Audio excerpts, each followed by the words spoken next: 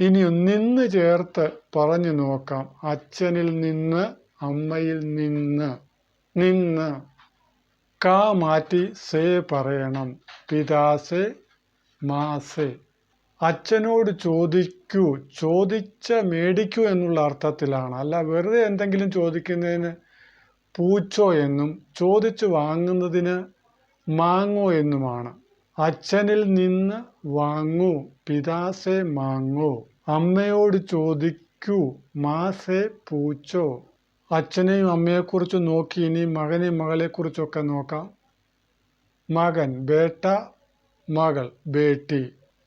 മകന് ബേട്ടാക്കോ, മകൾക്ക് ബേട്ടിക്കോ. മകന് കൊടുക്ക്. ബേട്ടാക്കോ ദേദോ അല്ലെങ്കിൽ ദോ. മകൾക്ക് കൊടുക്ക. ബേട്ടിക്കോ ദോ. മകന്റെ ബേട്ടാക്ക, മകളുടെ ബേട്ടിക്ക. മകൻ സേ ബേട്ടാസേ, മകൾ സേ ബേട്ടീസേ.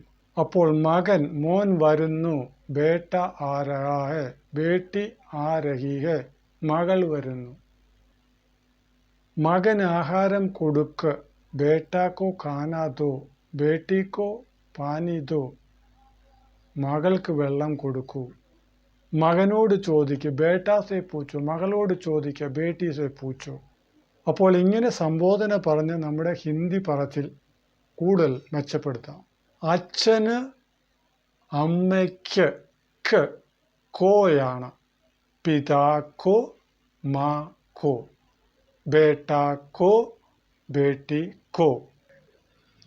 കോ ഉപയോഗിക്കാതെ കേ ലിയെ പറയുന്നവരുമുണ്ട്. കോ കെ ആക്കി പിന്നെ ലിയെ കെ ലിയെ. പിതാ के लिए, माँ के लिए, बेटा के लिए और बेटी के लिए. അച്ഛന് വേണ്ടി, അമ്മയ്ക്ക് വേണ്ടി, മകന് വേണ്ടി, മകൾക്ക് വേണ്ടി എന്നൊക്കെയാണ് അർത്ഥം. പേരൻസിനെ ബഹുമാനിക്കുന്ന മക്കളാണെങ്കിൽ അവർ ജി ചേർത്താണ് പറയുന്നത്. പിതാജിക്കോ, മാതാജിക്കോ. പിതാജിക്കോ ദീജിയെ, മാതാജിക്കോ ദീജിയെ.